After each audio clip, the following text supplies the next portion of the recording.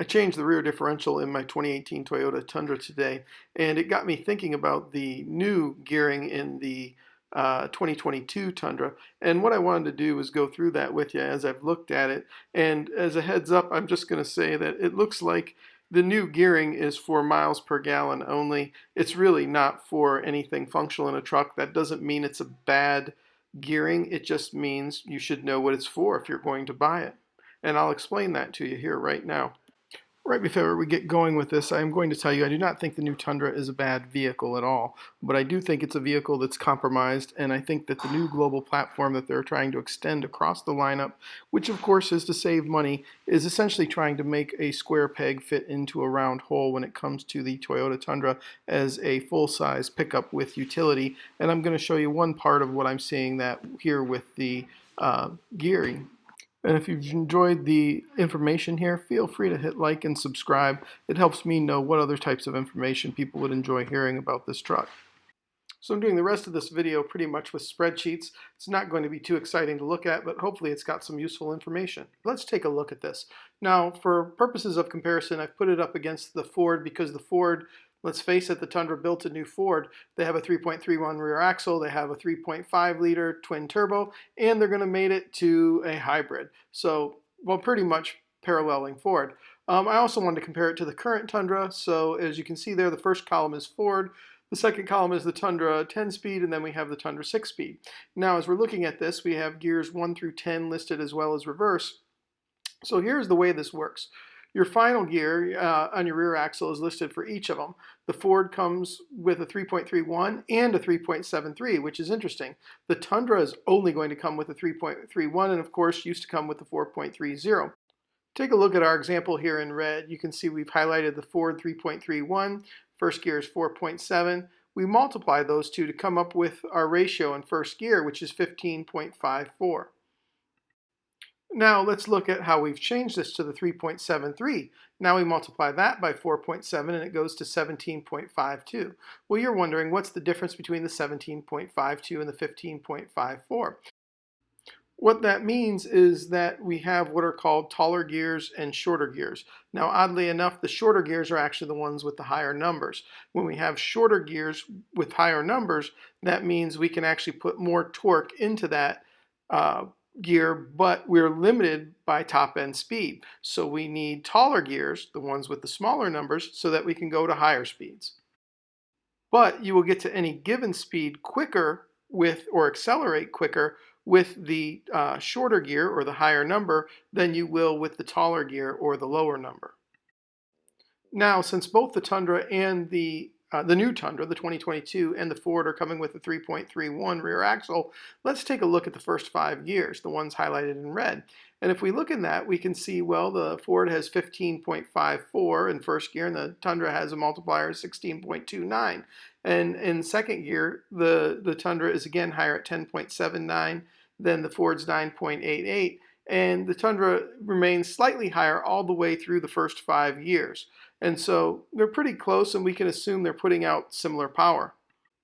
Now, there's a change in the bottom 5 gears, whereas the Tundra started off shorter in the early going with higher gear numbers, if you will. And we look at the Ford in the back half, even with the 3.1, the Ford's numbers are shorter than the Tundra's. And in other words, we have a higher number, shorter gear equals more power that Ford's cranking out in the back half than the Tundra is. What this tells you is that the Tundra is focusing in those top gears, 6 through 10, they are focusing more on speed than they are on actual acceleration. Now, theoretically, those taller gears with the lower numbers in the Tundra should equate to better fuel mileage on the highway. But it also would equate to, theoretically, decreased acceleration within any given gear without changing gears. Now let's take a look at what this means in practicality. The first column here, as we look at it, that says 6,500 at the top, that's for the Ford 3.31. The second column is for the Ford 3.73. The third column is for the new 2022 Tundra with the 3.31, and the last one is for the current Tundra with the 4.30. Now let's start at the top of that first column to talk about what's going on. Well, first we have maximum RPMs. Now we know For the Ford, that's 6,500. We know for the current Tundra, it's 4,900. I'm going to estimate it at 6,500 for the new Tundra because, well, they've copied everything else from Ford's drivetrain, and I think that's a reasonable estimate.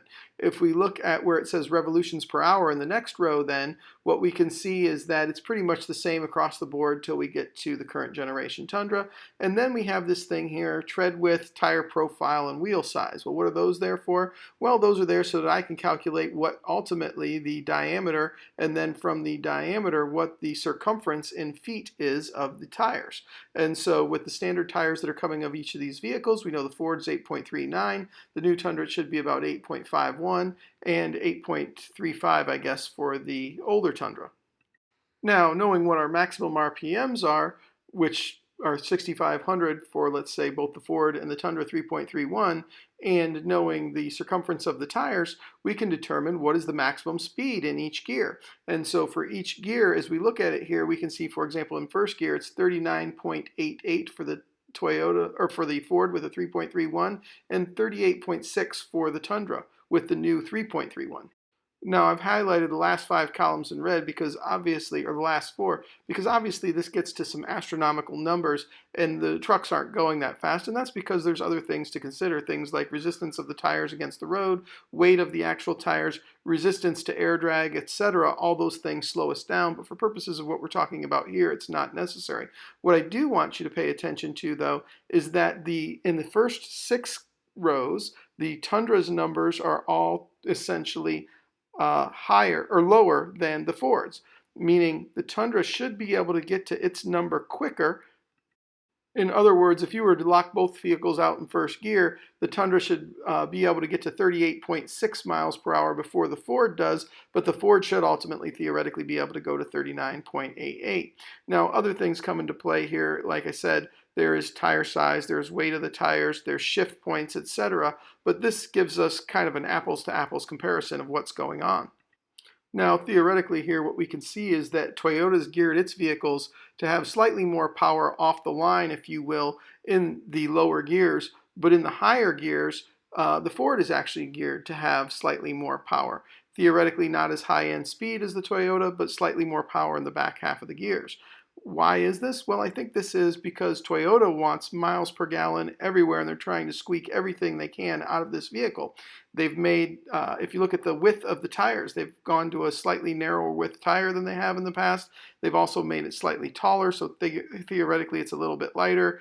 They've got this air dam that they've put in it, and they've tried to conserve everywhere they can on this vehicle. I believe they're going entirely for miles per gallon and not actually function of the vehicle. Now, here's what gets really interesting. When we compare the Ford 3.73 to the Toyota Tundra's new 3.31, we can see that Ford has essentially taller gears at every level when you work it out, which means Ford theoretically would get to that 35.39 miles per hour in first gear quicker than the Tundra gets to 35 miles per hour, but the Tundra would ultimately be able to go to faster if you locked it out in first gear, up to 38.6. A couple things about that. The first is that why Ford stays at a shorter gear, theoretically higher number, through the entire lineup, meaning their vehicles should be quicker through every gear than Toyota's is.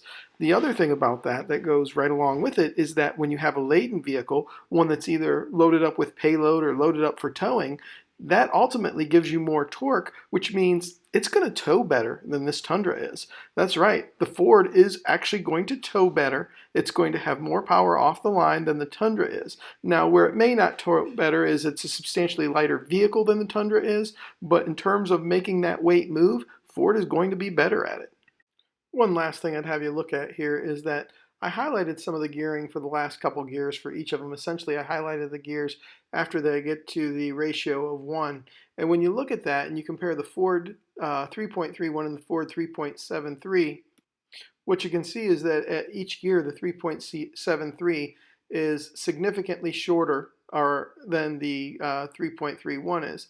Similarly, when you look at it for the Tundra, even the 3.31 is shorter than the Tundra is in every single one of those gears. And when you compare it from when you compare the Tundra, the new Tundra, to the old 4.3 with a 6-speed, my gosh, why not take that 4.3 and add extra gearing to it? Or why not take a 3.73? You copied everything else from Ford. This truck would be dynamite with that. I just don't understand the thinking on Toyota, except to know that everything they did was for miles per hour. I saw one of the what we could call a Toyota fanboy, but I think it's more appropriate to say Toyota enthusiast, non-truck guy, drive this particular truck and just rave about it. And when he accelerated with it, what he said was, "Boy, for a 600 foot-pound torque vehicle, it doesn't really throw you back in the seat. It's really refined in the way it throws you back." That makes no sense. What that means is the gearing was messed up. It's not geared to tow or haul. It's geared to get miles per gallon. That's what that means. It's without him really knowing what was happening, that's what was happening, and that's what he was experiencing. Feel free to share your comments and thoughts on the new gearing in the 2022 Tundra, or just thoughts on the 2022 Tundra in general.